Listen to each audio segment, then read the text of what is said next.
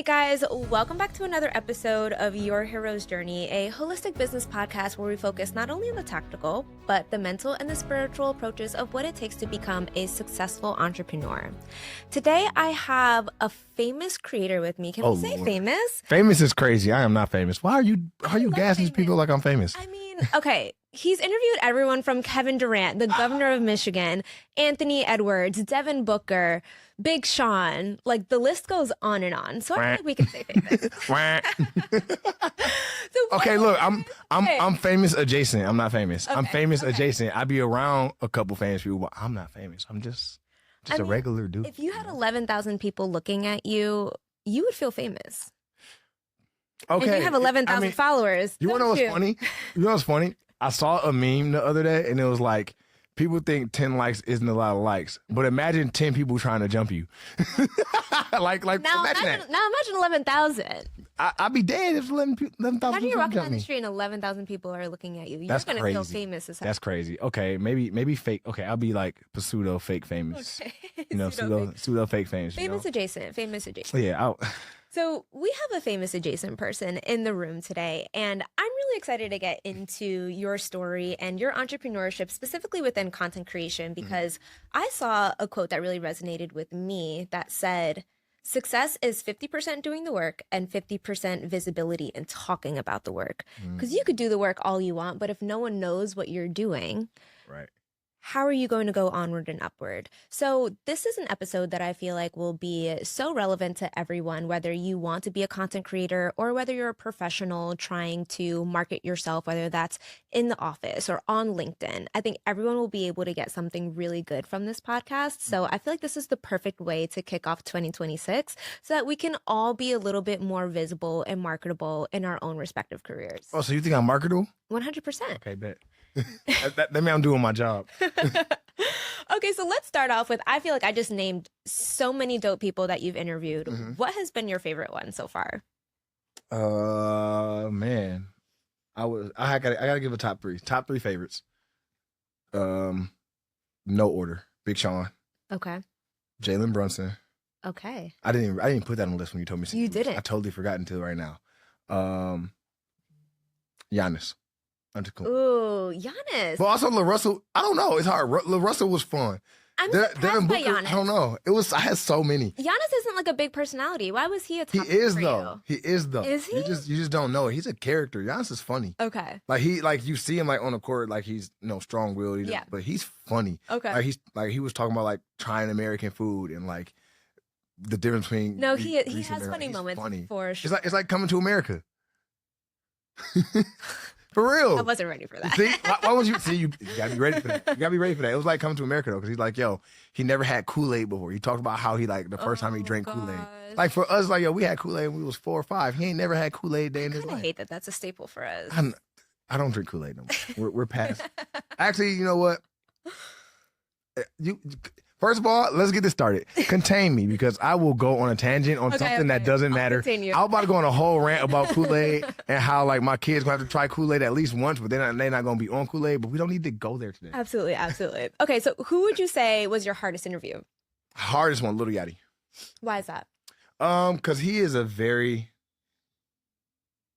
he's a personality. Is he? And he's a musician and he's a rapper, but he has a lot of like I don't want to say bravado, but he's just a very particular and peculiar person. Mm-hmm. So when I did that interview, first of all, I was in the sneakers office on the South Street Seaport. Mm-hmm. So I got there, but he was flying in at that moment to get to the thing. So he flew in, his flight got delayed. Mm-hmm. Then he had to get in the car and got stuck in traffic trying to come to the, to the sneakers office to be able to do it. Mm-hmm. So he comes in, usually it's like, yo, talent comes in, we get a chance to talk, we get to warm up to each other, say what's up, do pleasantries, we'll talk about what we're going to be talking about. Mm-hmm. We did not get a chance to do that. He came in as soon as the show needed to start. So there was no time to break the ice. There was no time to say what up. There was no time to get cordial with him, his manager, the people who he was with. But on top of that, look, so we worked in the studio, and the studio was kind of in this back area of the office. So you got the office all air conditioned, it's nice. But we're in the back studio where all the HVAC and stuff, noise and everything is. So they had to turn the air conditioner off in order for me to do the show. Oh, Lord. It was 85 degrees.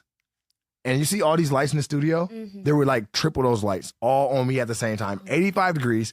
Yachty just walks in. We don't get a chance to chop it up. And usually I don't really get nervous before I host. I'm usually like, okay, bet. We got to let me know what I got to say. Let's do it. I was nervous.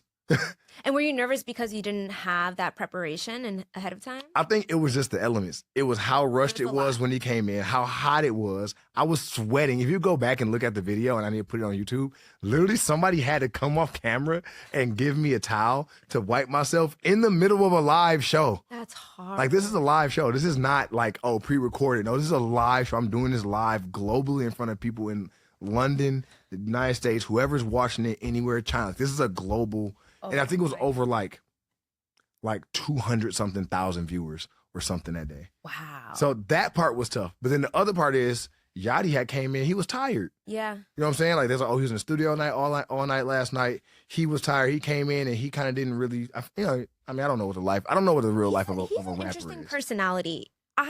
I did some work with him because he performed as the halftime performer for the McDonald's All-American Games. So we had to do some content with him. And like, I remember just directing him and he was very, like, it took a lot to draw his personality out. And I don't even think we really got like 25% of him for real. So I can't even imagine in a rushed, hot situation what that was like. So how did you essentially normalize the environment in order for it to be a good interview? Oh, it took a minute because it definitely started off kind of rocky. It did. The first 5 minutes, I feel like an interview was rocky just because me and him are both strong personalities. So we're both kind of like commandeering, commanding like the spotlight. Like, I'm used to being a big personality and taking up space. He's used to being a big personality and taking up space. So now it's two people being big personalities trying to take up space and be themselves and be funny and get the information across. So literally at one point in the middle of the thing, I was just like, yo, you know what? I'm not going to dim myself, but I'm going to let him have the show. Like, because we on Sneakers Live heating up. We talking about the Yachty Concrete Boy Air Force One. At the end of the day, no people want to hear me because they know me and they know I'm the host of the show. Like, people are here to see Yachty have fun and do his thing. So really, I just kind of like toned myself down a little bit. I still have fun, but I kind of let him lead. And then I went off of his energy because we were like clashing for a minute. Okay. And it wasn't catty, but people could tell like it was. I went back and looked at the tweets and people were like, yo, why is Yachty being like this? Or why is Jamiersen being like that? Because you can just tell it's two like alpha personalities clashing a little bit. But then once I was like, you know what? It's not about me. It's not about my ego. It's about making sure that Yachty has a good time, that I do a good job for my clients, and that people have fun. So once I kind of like ceded most of like what I wanted to do to him and let him like figure and have fun. And I just piggybacked off him, have fun. We joked on each other, joked about the shoes. But once that happened, it was easy after that. Once that, the last 20 minutes of the show just was like bop, bop, bop, bop, bop. Like, feeding off of personalities as a host is really part of the expertise too. Like, you have to meet your talent where they're at, know when to draw out of them, like knowing when to kind of take a step back, which you learned how to do. Yeah. Is that natural for you, or is that something that you had to learn over time? I mean, I think I learned it over time. I've been hosting for years now. I mean, what, 4 or 5 years. I mean, I was doing it before I got on this kind of like Nike, Jordan, NBA, NFL kind of level, but I had been doing it before. But yeah, you learn it over time. You just learn just people's personalities and people's temperaments. Like, like sometimes I'll feel it out. Sometimes I'll come in with the energy I want to come in with and then feel them out. Sometimes I let them come with the energy they want to come in with, and then I kind of like build upon whatever they have going. But it's hard because you have to be a person who can understand personalities. Because if you interview somebody, you come on too strong, and that's not the type of personality that they are, then you risk the interview not going well, or that person just kind of being like, I mean, you've seen it in plenty of podcasts. Like, you've seen a guest come on and somebody's energy or somebody's, what they're saying, doing is right, and that person leaves. Like, or it's just a dead, dry interview. I've seen that at the Funny Marco interviews often. Exactly what I'm saying? Because it's just so bad. Yeah, but it be like that. So you got to be able to read, like, the person, who they are, their mood, their temperament, and also just doing a little research before, all right, what do they like, what do they don't like? How can I bring up something that they would be excited about in order to like open them up to talk? So, yeah, that's important. Yeah. So I want to stay on the topic of you having a big personality. You said something in one of your previous interviews that what'd I say? We have our most creative freedom when we're in high school. Which I would Dang, did I actually say that? even, you did say that. Yeah. I would actually even challenge that and I would go even younger. I would Mhm. say like 8, 9 years old. Like I was just, when I was in, when we had Thanksgiving, I was around all of like my little cousins. I had my little godson who's like 8 years old and they're like bouncing off the walls, like just unhinged, like saying the weirdest things. And like that's when you start to see a little bit of the societal conditioning happening because it's like use your inside voice, don't jump on the couch, don't do Right. this, don't do that.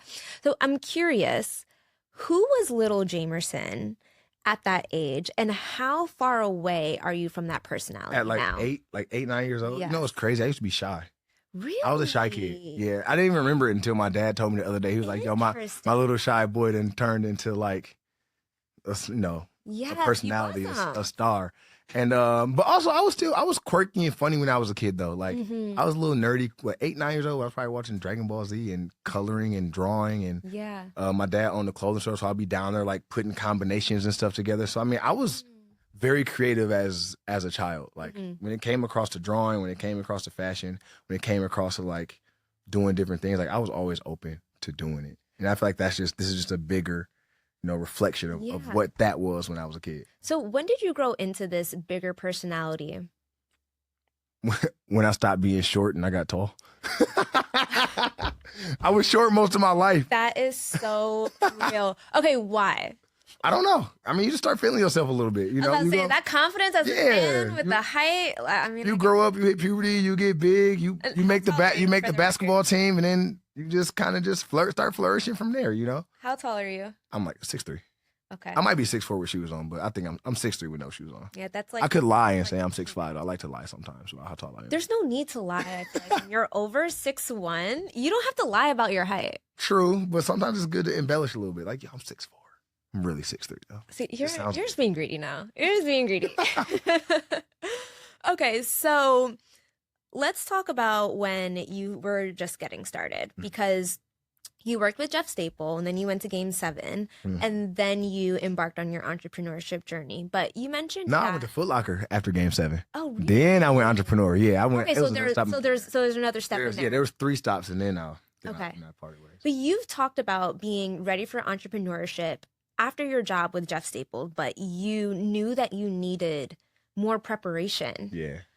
It takes a lot of self-awareness and patience to know what you want, but still not go for it full force. What were you grounding yourself in order to ensure that you were patient? Because I feel like those periods can be so frustrating when you know what you want to do, you know your dream, but you know that you have a little bit more work to do before you actually embark on that journey. To be honest, shout out to one of my best friends, Eric.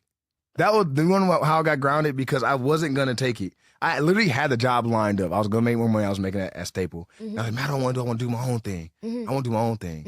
And I was really gung ho on not taking that job. My boy was like, bro, you about to be working with Nike and Jordan, and you about to have this opportunity. Why would you not take that? You can always go do what you want to do later. So between that and prayer, like God's like, yo, what should I do? And then getting quiet and listening instead of doing my own thing, then it led me to the fact like, yo, you need to go take that job, which became the catalyst for everything I do now. If I wouldn't took, I'm not gonna say if I didn't take that job, I wouldn't be where I am, but that's probably 90% of the reason why I am where I am is because all the people I work with hire me now. Oh, wow. Wow.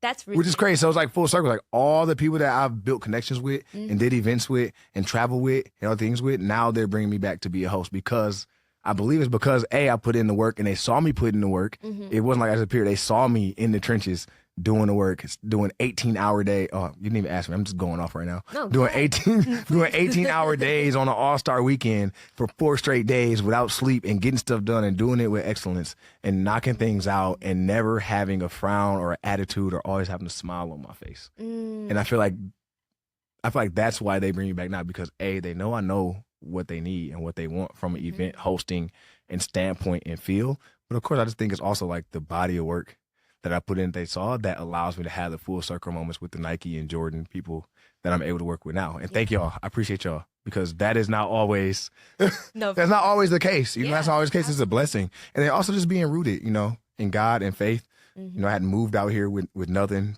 to New York. Like I came out here I just came. Pause. Oh, New York has gotten to you, hasn't it? I I just came out here, boss.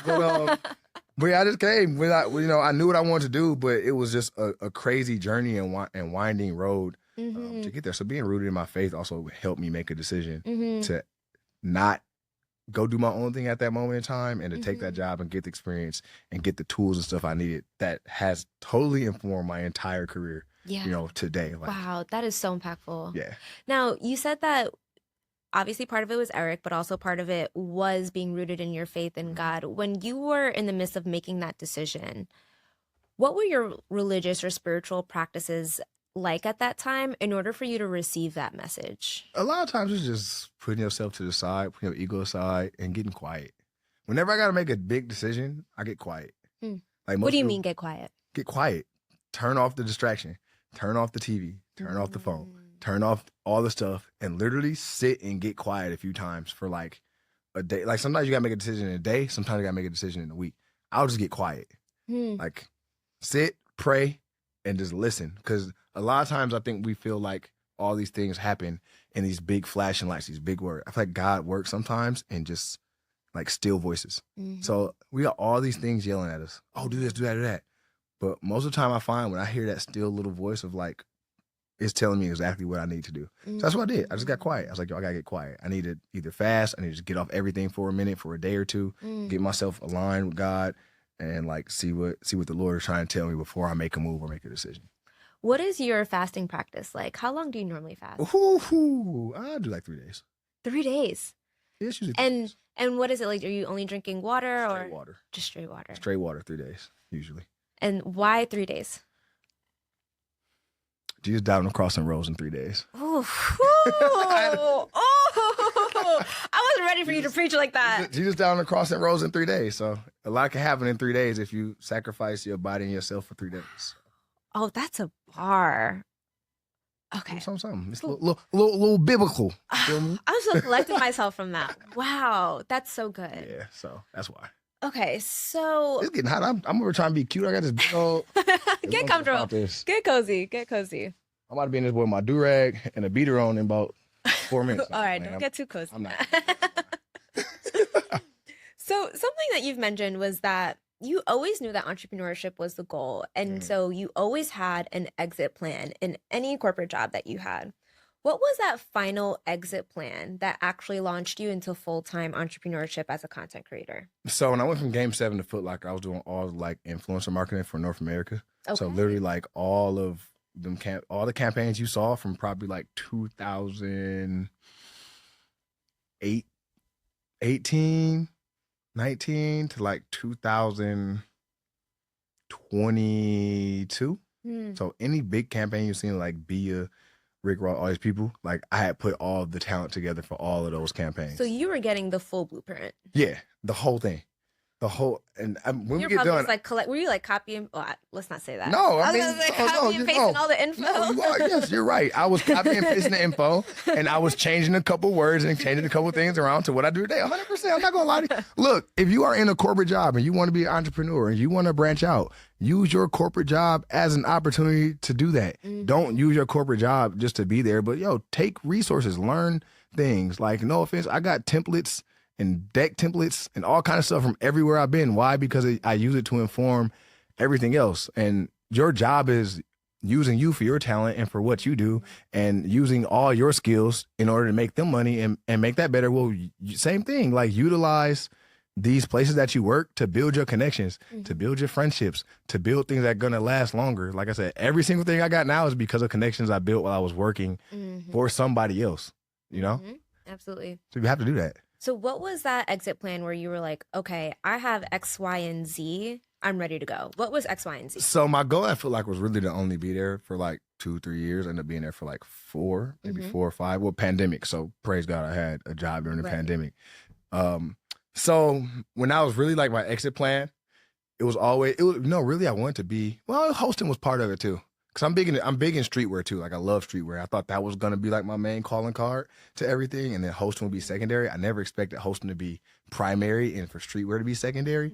But my plan was like, I just need to get a show that I can make my expenses with for the month.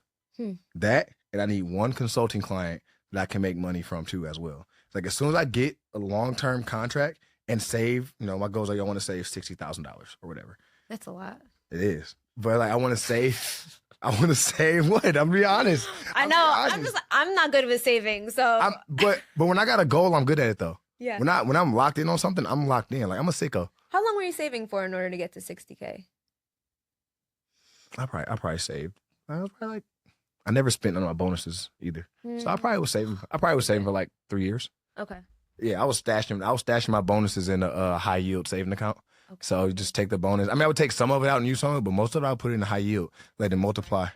It's only 4.5%, but still, it's like 4.5%. On a chunk of money, though, that's a lot. Yeah, you're getting decent amount every year. You might be up a couple more thousand at the end of the year. Like, yo, I think I was making like 400, 300, $400 every month. You know what I'm saying? So it's like, it's compounding itself and growing. So like, once I did that, so it took me that long. And then the crazy part is, this is how I got the Nike show.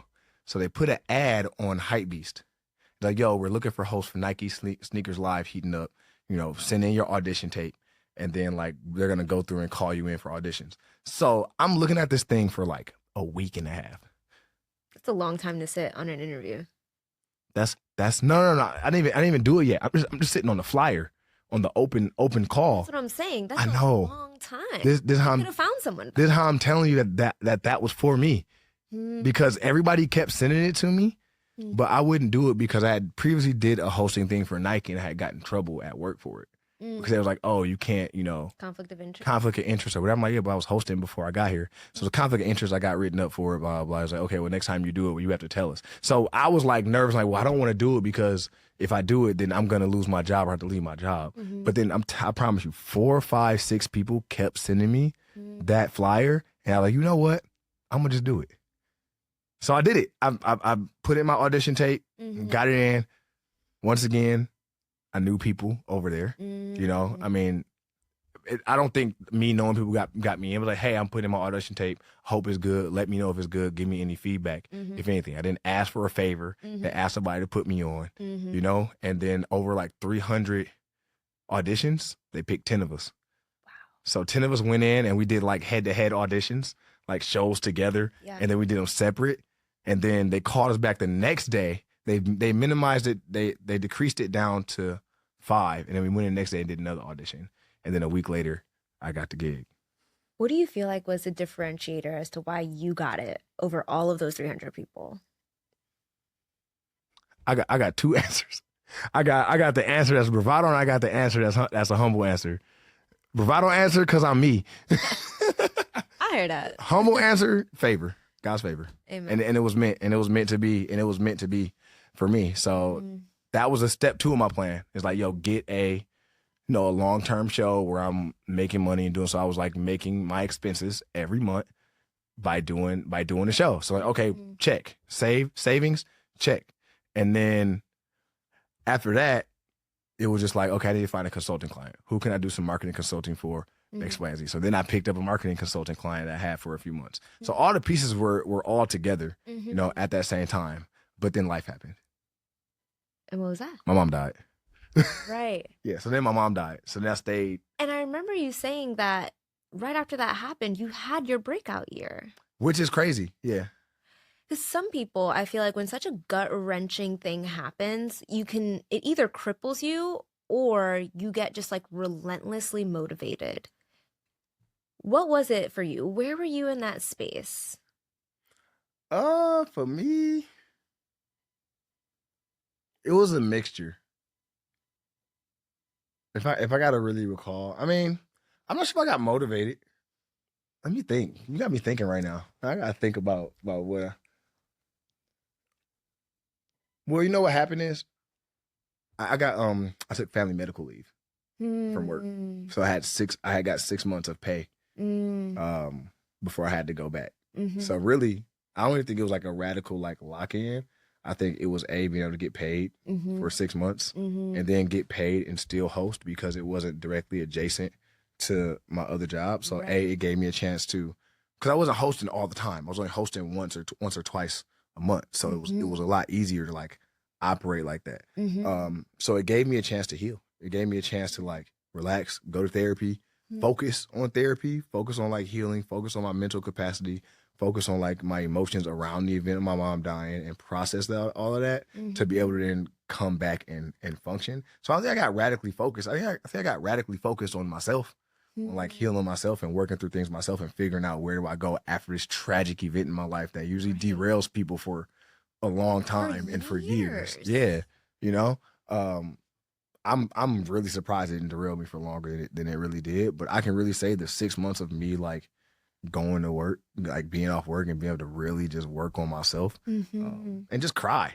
Yeah. You know, because I feel like a lot of times it's, the bereavement period. I don't even know if this is the question you asked, but the bereavement period that they give people is nothing. When immediate family members die, people go back to work the next week. It's crazy. And then they expect you to be 100% at capacity, locked in, doing the work. When somebody like that dies, that's impossible to like, it takes a long time. I see why people be jacked up because the bereavement period is trash. Yeah. It's terrible. Absolutely. Like, how you tell me my mama died and I gotta go to work next week? Right. After I just did the funeral and buried her and gotta take care of all this stuff and gotta figure out everything going on within my family because it changed the entire dynamic of my family, get all her affairs together, changes my dynamic with my dad and how we have to deal and work around him and my sister. It's like so much. So I'm like, it is crazy. The U.S. bereavement period is atrocious. I agree. And I feel like a lot of the times too, because that's expected,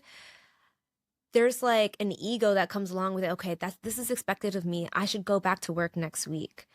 What allowed you to kind of just take a step back and be like, I need 6 months? Where did that thought process come from? Actually, all my friends. I got really good friends, y'all. I got amazing friends. That's what they say. You're only as good as the closest 5 people to you. I have amazing friends because all my friends. I had a friend who went through something similar. His dad passed away, and then his wife. They had some. She had something happen too. So she took family medical leave for 6 months for a reason she needed to take medical leave. She's like, "Yo, you should look into family medical leave." And then I looked into it. Because since I was already in therapy and doing all that, it's like all you have to do is have your therapist write a note about what it is, how long you've been in therapy, what kind of treatment you're going to be getting during this time, pass it in, and then the FLMA makes their assumption of whatever it is, and they give you your results. Like, hey, we're going to allow you to do this. This is what it is. You get 100% of pay for 4 months, and then for 2 months, you get 75% of your pay. You don't lose your job. You get to go back, and everything you get, they can't fire you or nothing during that period. You can go back to work. So that's really what did it. I was like, y'all can get paid for 6 months and I don't have to go to work and I can focus on myself. I didn't need any more motivation to do that. More people need to take that time. And I think more people need to understand that that's even available to them. It is. Because the company doesn't put that in front of you, which is really crazy. Because they don't want you to. Why they want to give you free money? Right. Why would a corporation want to give you free money and not go to work for 6 months? So yeah. So I mean, I think after that I got locked in. After that it was like, okay, let me focus let me focus and get that in. But it was still hard during like working and hosting and doing things during that time, that 6 month period. It wasn't easy to do that stuff. It was still hard. Like I was still painting murals at home. Like my mom had painted that summer. I painted a mural. My mom had died that year. She painted my first basketball court mural with me. So now I'm painting another basketball court mural without her. Like during that same period. So it was it almost feels like a bit of a step of healing though too, right? If that was your first one and then you were able to kind of just do that on your own in your peace without a 9 to 5 knocking on your door, like that feels almost like a healing process in and of itself. It was, because one day I sent everybody home. I just painted by myself. That's beautiful. I was like, yo, I'm gonna just go out. Y'all don't come today. And I just went by myself. I needed it. I needed to be with myself. I need to be with God. I need to be with my mom. Like, I need to be like in it and just let myself be and feel like without the rush of everybody around me and trying to put things and put pieces together.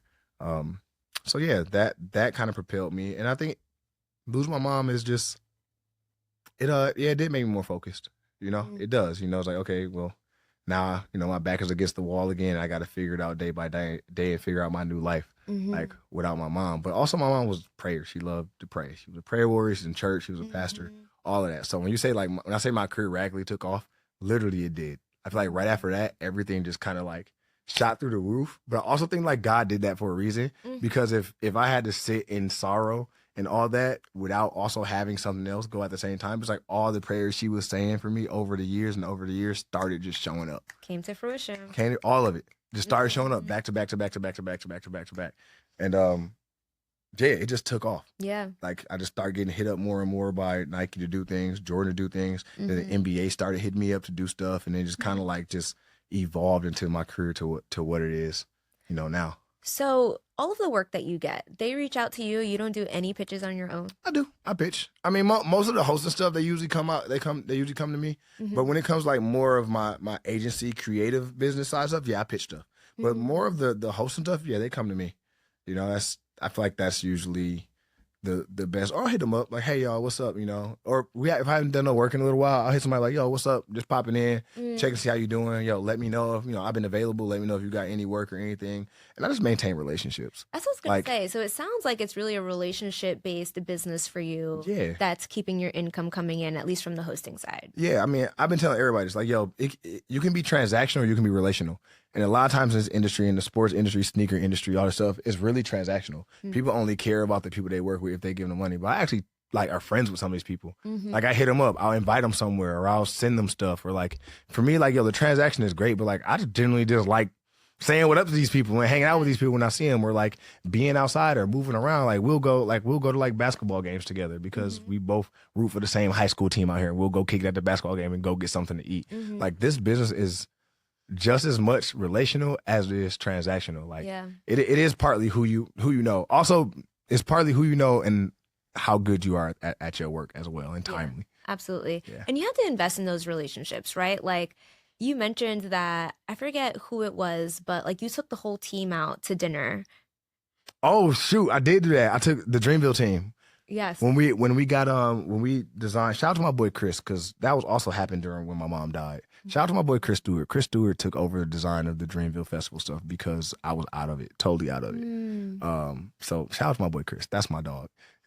It's gonna be so many shout outs in here that I feel like I'm a rapper. Yo, shout out, can I just get an outro track at the end? Like, yo, shout out to da da da and da da da da. You feel me? And woo woo woo woo woo. I need just an outro shout out. It takes a village. It really do, but I think it's also showing me how good the people around me are, to me, and how good we are to each other. But yeah, the Dreamville.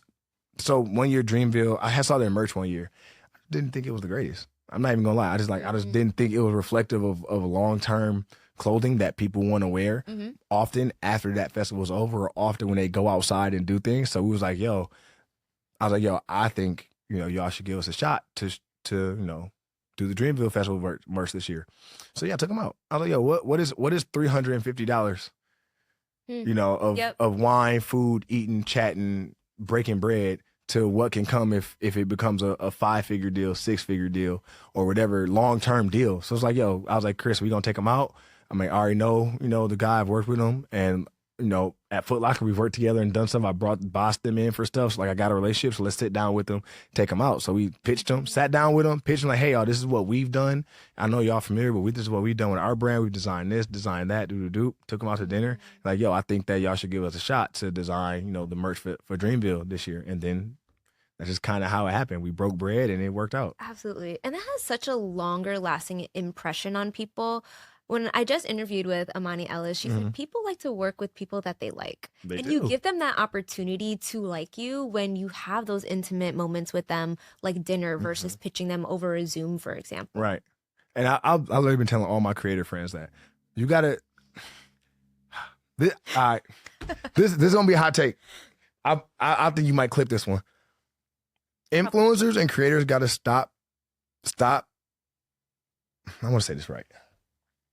All right. Influencers and creators, we got to get over just popularity and wanting to be popular.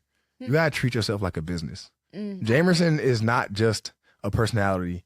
Like, I treat my name as a business. So I treat everything I work on as a business. I'm going to take people out for business meetings. I'm going to send people thank you cards and notes. I'm going to go dine with these people that I want to work with. I'm going to go do these things. I feel like a lot of times creators and influencers were just like, okay, I'm popular and I'm cool. It's like, okay, that's cool, but what are you adding value to the people and the things around you? They're People who are like talent. Yeah, acting like talent, but to the people who are putting a roof over your head and food in your mouth. Like, these people are putting food in my mouth. I wouldn't have a house or food on my table this year if these people didn't hire me and bring me in for stuff. So I think as a creator and an influencer and I hate the word influencer. As a creative influencer, you got to treat yourself like a business. You can't just treat yourself like a talent or a celebrity or a personality, because then you're going to fizzle out. You see so many people come through and they hot and it is and they fizzle out because there's no business acumen within the fact of being a creator. You have to have some kind of business sense and like knowledge to be able to continue to grow in the industry. I completely agree. Yeah. And beyond that, what would you say are some of like the actual tools that are helpful for you in terms of like sustainable content creation, right? Because it's hard to compete when there's just like a mass amount of stuff out there. Like this industry is so saturated. So beyond the business acumen and the relationships, what are some actual tools that you're utilizing that helps you? To be honest, I don't create half as much as like some of my homies. It may look like I do because it be so much. Yo, I got friends that create reels and stuff every day. Yes. I don't create reels every day. Every influencer is like, okay, you have to post at least 5 times a day or like at least 3 times a day. And it's like, who has the capacity for that? Nobody. Savannah, I don't be posting that often. But yet you are. But yet here you are. You know what happens though? I post in bulk. So it'll be like 3 weeks or 2 weeks where it's just a bunch of stuff I did. Like whether I went to Mexico, like this last 4 weeks been crazy. I went to Complex Con. I went to Complex Con. I went to Mexico City with the NBA and the Pistons, and then I went to Japan, and then I came back and went. So it's like I just had a cluster of just things to post. So then I had it. But right now, I don't really got nothing to post right now. So now I got to go home and go through my archives and fabricate or think through something to like get some more post out. So you wouldn't just like go in your living room and be like, okay, like let me do this TikTok dance so I can stay on top of the No, but I need to start probably. Don't. I'm about to. Don't literally when it rained the other day, I was about to go outside and do the "You Got Served" dance just for fun. It just felt like, but that's me. I like doing stuff, which isn't always a good thing. I like doing stuff when I feel like it. I don't like creating content and doing those things out of like force in order to try to stay popular. I like to do it when I feel like it or when I feel like I should do it, but I think there is power and consistency of having something that you're putting out, whether it's once a week, twice a week, or whatever. And I think that's something this year that I can work on is figuring out what that looks like for me to be consistent in some kind of content creation where I'm putting something out that's a series, whether it's once a week, twice a week. You see people doing like, oh, these are my fit checks, and they do a whole thing. I got homies that be doing super dope fit videos, dancing with transitions. I got people who does like news updates every week. So I think for me, the tool that I need to work on is figuring out what is it for me that I'm going to do every week that is going to be a thing that kind of just continues to propel me and moving forward. But yeah, I don't think I create content half as much as most other people, but I can say this, I create good content. I would say that too. Your quality is top notch. Thank you. I appreciate that. So I think that's the only difference is that people know when I bring something out, it's going to be quality. Because you can put out a bunch of content that's not good. Then what's the point?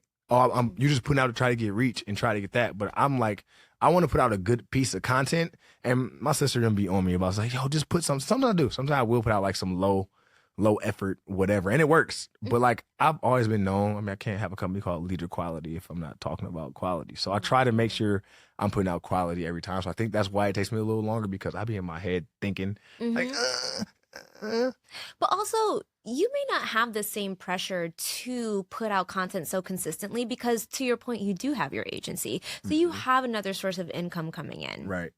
Now, in terms of the revenue that you do have coming in, what would you say percentage-wise is the agency versus content creation / hosting? Last year, 70-30, 70 hosting, 30 agency. But that's also because I haven't been pushing the agency that hard. I haven't been, but in a lot of stuff I do, I haven't posted about it. Like I did some consulting stuff for Complex, you know what I'm saying? At Complex Con. I hired one of my friends to be an artist in a booth for Complex Con. I hired some other people to do some stuff for Old Spice. I just haven't, if I promoted that harder, I probably would be more. But it's like, I feel like with traveling and doing so much with hosting and content creation, I haven't had time to push that as hard as I wanted to. But if I do, which we plan on doing this year, now that I got like some more friends working with me rather than just me trying to make it all happen, I think if we put it together, then the agency is going to take over the hosting stuff. It's just a matter of time, and space to be able to do it. And why do both instead of just one? Because you just never know what's going to happen. I know. Look, I say this all the time. Lord forbid. One thing I know about this industry with hosting, especially in sneakers and cool culture, like, yo, you're hot for certain amount of time, usually. Mm-hmm. I'm not going to put that in the air. But I think there's a shelf limit to being the cool Nike Jordan host guy. There's going to be another young Jamiersen or somebody that's similar to me that's going to come along, and they're going to have an opportunity to be the cool Nike Jordan host guy. Hopefully that's not this year. Hopefully it's a couple years removed, but I'm saying like, and I'm already seeing other people and other homies and other friends get the opportunities too, because I used to get a lot of them, and I'm not mad at it. I think that's cool. I think it's cool to see new faces, let alone seeing my friends like start getting some of these gigs too, because it's just an ecosystem of us all working together with all of our friends. So I'm happy about that. But it's just like, if that ever goes dry, I got something else to fall back on. I got a whole agency and brand that I can build and work on that has credits, that's done McDonald's collab, that has done Dream, that has done consulting for Complex and all these different places. Like I have something to fall back on. So my dad always taught me to have multiple streams of income. Always. Are you Jamaican? No. Oh. I'm black. I have Jamaican no and island. Always make fun of me for that. They're like, you have so many jobs. Because you're Jamaican? No, I'm blackity black. I'm just smart. I'm southern, northern migration, Midwest migration, blackity black. And you know what that black is? It ain't no accent. Well, it's country accent. Ain't no Jamaican accent. Ain't no islands. No, I'm black. We love it. We listen to Cameo at Thanksgiving. We not listening to Bob Marley. We're not listening to see? She don't even know what Cameo is. It's like Candy. Oh, yeah. See, I caught her off guard. Yo, man's just laughing. We blackity black. Love it. Okay, so to that point, when I went to Cannes Lion this year, actually as a creator for their creator program. Yeah, how was that? I want to go next year. Highly recommend. I made so many great connections. I've gotten amazing guests on the podcast just from people that I meet. The thing with Cannes Lion is that it's a high bar for acceptance. So everyone that's there is like just of a certain value or of a certain like level. So you can see a CEO and run into a CEO and they're going to actually talk to you and give you the time because they already assume that you're important because you're there. But if you run into that same CEO in LA or in New York City, they're going to be like, oh, hi, nice to meet you, and keep on going. So you're able to have a different level of substantial conversations and actual connections. But when I went out there, and I was specific to the creator program. So everything that I was learning and like the sessions that I was attending was all around the creator ecosystem. And one of them was focused on data. And the data that they found through deal points was that Black creators make 35% less than their white counterparts for the same exact reach. Wow. Have you experienced that in your ecosystem? Or do you not know? I would say something crazy. Say it. Nope, I'm not gonna say it. Say it. No, okay. Not saying it. Not saying it. Okay, fine. No, because I don't know how much other people make. I don't have any you don't have a benchmark. non black and brown influencer friends that I'm close with to know how much they make. But what does your negotiating process look like? Are you just grateful for the first number that comes, or do you negotiate up? No, I negotiate. I'm usually leading. I'm usually throwing the numbers out. Usually I'm the one because I did it. I did negotiation when I left. I was about to say, you have that context from working in the influencer programming. So, okay. So you do have like at least a sense of like what the number ranges are and what these brands are giving out. Yeah. Yeah. So I already kind of know what to say when they're coming, or somebody they'll give me a number. I negotiate though. Yeah. I don't swing at the first number. And I always leave it open. If I say a number like, hey, this is my number, but if there needs to be any discussion, let me know and let's work something out. So I don't minimize that that's the number because you can be like, oh, this is the number, but then you can kind of like let them know you'll take lower, but without doing so. Like if I say like, yo, this is the number, but hey, let me know if let's work this out. Let's talk through it if we need to. It gives me the leeway to like either get that number or get something slightly lower rather than them just like, oh, we only have this. Well, then they're like more willing to work with you. Okay. But and I feel like you have a very like helpful insight of being on the opposite side in terms of working with Jordan and Nike in that influencer programming. Yeah. For content creators that don't have that same insight, what would you say are some of the deal points that they should really focus on, or just like what's like a couple gems that you can give? Oh, 100%. Number one, deliverables. Like stories, Instagram reels, photos. I mean, I would say Instagram reels they're not the easiest to do sometimes when you need to do it for events. Yeah, you can pop them out quick, but like it's the most valuable form of content right now is reels. Everybody wants reels. So just knowing how much your worth is, like for real. No, these companies have a little bit of money. Like I remember one time I was at Foot Locker and I hit this young lady up to do something. I was like, okay, well, we want you to do like 3 posts. She had a lot of followers too. She was super dope. She had like 40K followers. She's like, okay, bet. I was like, what's your rate? She said 500. I called her. I called her. I'm not gonna lie. I called her. I was like, hey, what's up? She said, who's that? I'm like, this is Jamiersen Green. Why you calling me? I was like, I just wanted to let you know that you're undervaluing yourself, like for what you do and what you have. Like you should at least be charging this much. Like I don't have this much this time, but I'm gonna give you 1,500 because, but I'm gonna let you like this should be a benchmark for what you should be doing moving forward when people hit you up to make content. Because think about your time, how much time it's gonna take you to concept and think of what you're gonna make, the time to shoot it, the time to edit it, the time to put it out, how much they're gonna use and promote it. Are they gonna whitelist it? Are they gonna do a sponsor post? What Are is they whitelisting? Whitelisting is it's like how long they're gonna use it for, like your usage, like whitelisting. Okay. So whitelisting, and then it's so many different things to think about. So you just gotta know. Usage is huge too. How long do they want to use your content for? If it's like UGC, they're using it for 60 days and your rate needs to go up. They're using it for 30 days and you can have a good rate. If they're using it for 90 days, it needs to go up. Especially when you go to like campaigns and stuff, when they're using you for like websites and they're using you for all these other things. You got to make sure like you look into all that, because all that factors into your rate. Traveling, taking the day to travel. That's taking money away, taking you out of your market and taking money away from what you could be making if you were making something there. It's just so many different things to think about and look into. Yeah. And also just know like, I think following matters, but I think like doing good work matters the most. Because my rate for what my following is probably really good for like how much I make for how much my following is, but it's because my work is really good. Right. And what are some of the factors that you can utilize as a creator in order to negotiate your rate up besides following? Body of work. Oh, I'm telling you that right now. That's why my rate is what it is, because I got my credentials. My credentials speak for themselves. You know what I'm saying? Like all the people I've worked with and interviewed, like that's worth currency. That's worth money. You know, because in a sense, yeah, maybe I not be attached to those people all the time, but it's attached to my name. So when you hear my name, it carries weight because of the things I've done. So your credentials, the more credentials you get, the more you can start to slowly rack your rate up. Okay, I've worked with, say like, I interviewed Oprah. My rate's going up.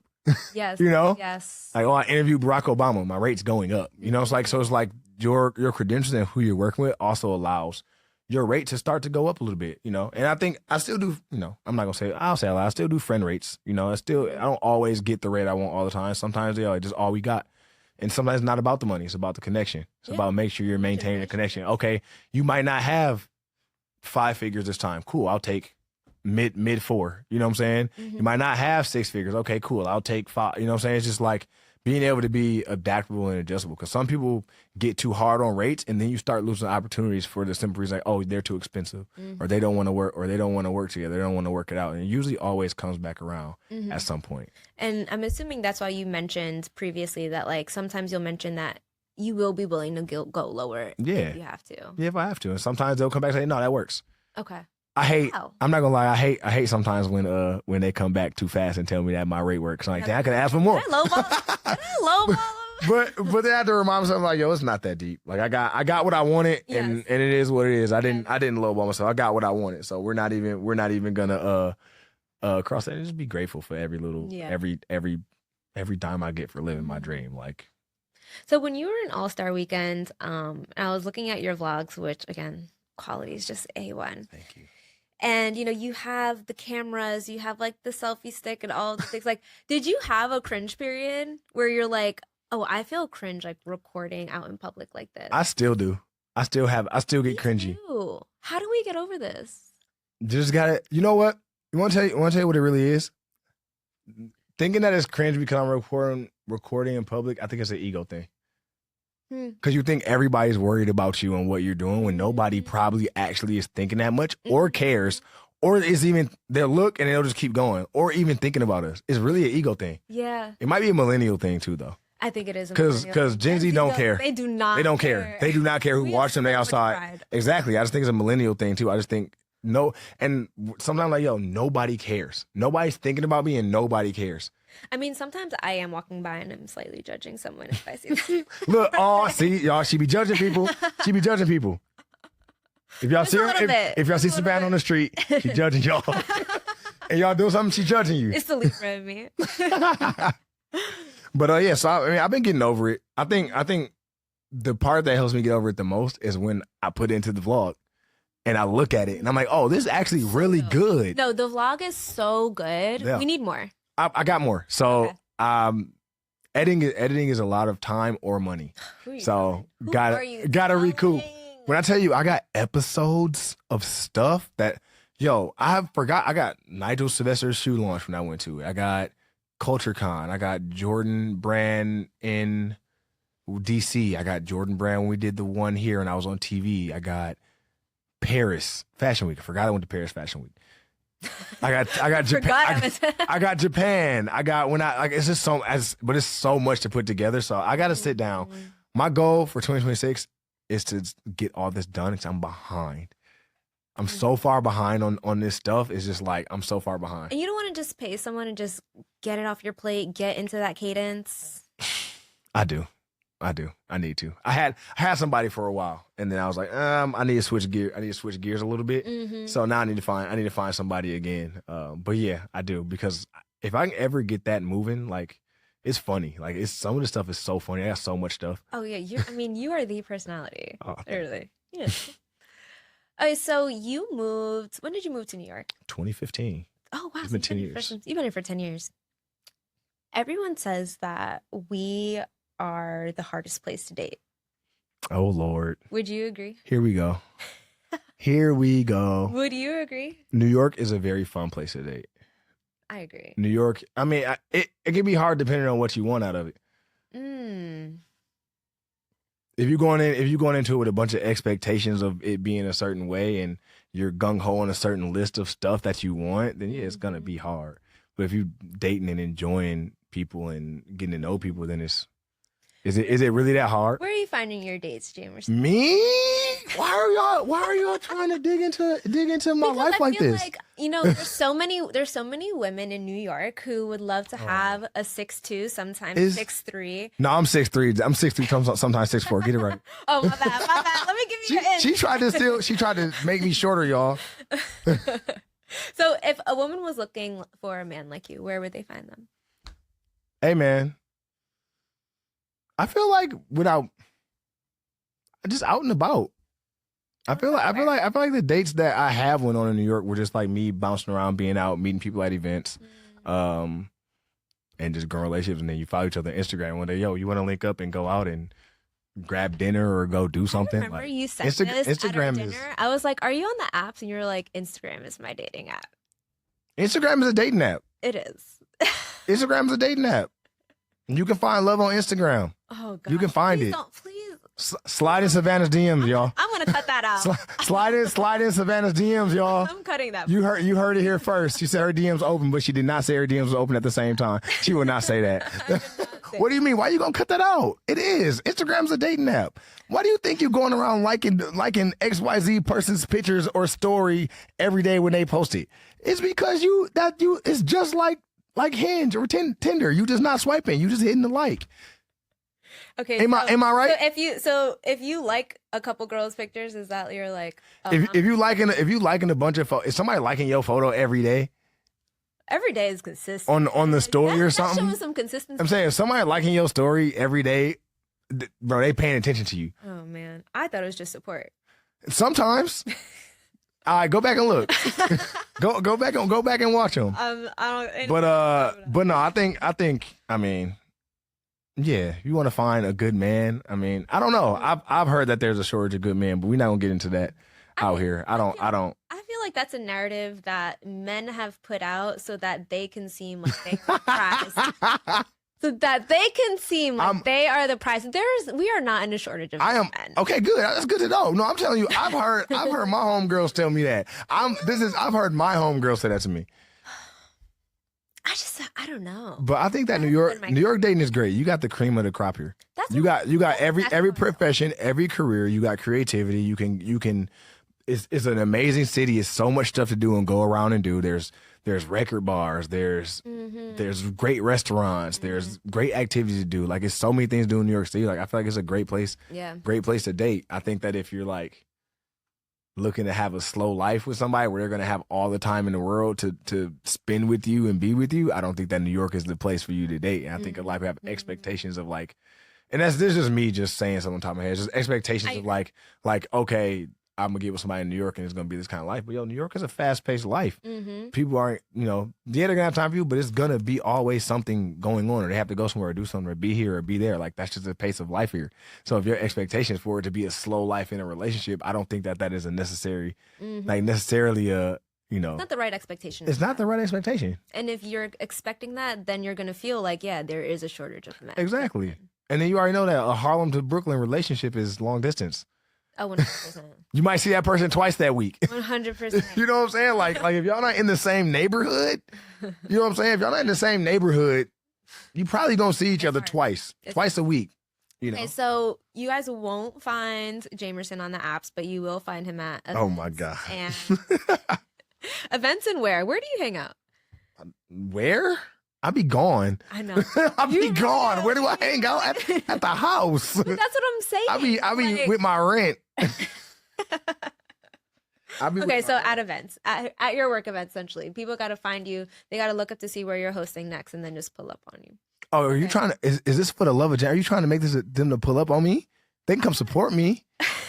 Again, he's getting nervous. Yeah, y'all can come support me. They over here trying to. Hey, I'm chilling right now. Turn into a dating show. Okay. I know. I'm chilling right now, y'all. Don't come find me. but come support and come hang out. But don't come find me. All right. So... You're funny, man. She really just tried to turn us into Pop the Balloon or something on here. What are you doing to me right now? Oh man, this is so good. All right, Jamiersen. So I always like to close out with the same question. And I like to start with the definition of purpose. And the definition of purpose is the reason for which something exists or the reason it was created. What do you feel like your purpose is? And do you feel like you're currently living in it? I believe that my purpose in this life is just to be a joyful reflection of God to everybody that I come across to. I don't think it's to be. I don't think it's to be a famous host. I don't think it's to be a famous streetwear sneaker designer. I don't think that it's to be. If that happens in the scheme of what I'm supposed to do, great. But I think my number one mission in this life is to spread God's love and joy to everybody. And I feel like if people watch the interview and they know me, like, that's all I try to be. If I come to your office, I just want to be a beacon of joy and happiness. If I was there for 5 minutes, I hope people were happy by the time I left. Like, I've even had people tell me at my jobs, like, when you left the job, the mood in the office. Cause I would, literally at game time, I would go around and say hi to every single person as soon as I got in for the day. Like, oh, what's up, y'all? Oh, what up? Just because, like, I just like people. I just love people. So, like, I'm gonna just go say what's up to everybody. And like you would see the room like loosen up after a while, like be the thermostat. Wait, is it be the thermometer? No, don't be the temperature. Be the thermostat. Be the thermostat. I was trying to hype you up. So I was like, that was so good. What is it? I said it right the first time? Yeah, be the thermostat. Yeah, be the thermostat. Don't be the temperature. Yeah. Y'all know what I'm trying to say. But yeah, I think it's to show God's love and joy to everybody that I come across, whether I'm famous or not. I think that's my life purpose. That's beautiful. Yeah. And you definitely do live in that. And I feel that whenever we are in the same room, like, you do have such a light and a vibrant energy. Like, even when you don't know the people, like when you would come to my office, like when Adma would bring you, Hi, Adma. Through. Hi, Admi. We love you. We love you. When she would bring you, I'm like, oh, he's just full of joy. I'm like, who is this man? I'm like, who is that? She's like, oh, that's just Jamiersen. I'm like, okay, let me say hi. Hi, And now look at us Doing a podcast together. doing a podcast together. Okay, what is your purpose? I'm about to interview you. I got 2 questions for her before we got here. All right, what's your purpose? I would say my purpose. Okay, I would say my purpose changes, but right now I feel like my purpose is to bring God to the forefront of conversations where people normally don't think that he lives or exists. Yeah. And right now that's in business. So through this podcast. Because again, I think entrepreneurship is such a spiritual journey. Like you are like a vision is imparted on you. No one else sees the vision but you. You're building the thing. A lot of the times building it by yourself. And it takes a lot of faith in order to do so. So really just bringing that conversation and that perspective to the forefront so that people understand that this is the journey for everyone. And you're going to go through all of the hardships and you need to have the faith if you do want to be successful in it. Dang, that's huge because remember I said down there, the quote was like, Nipsey Hussle had a quote. It said, the difference between me and someone else that's trying to do what I'm doing is that I just didn't quit. Yep. I didn't quit. No matter what happened, I didn't quit. I went through every emotion trying to pursue what I'm doing right now. But the difference between me and somebody else is that I didn't quit.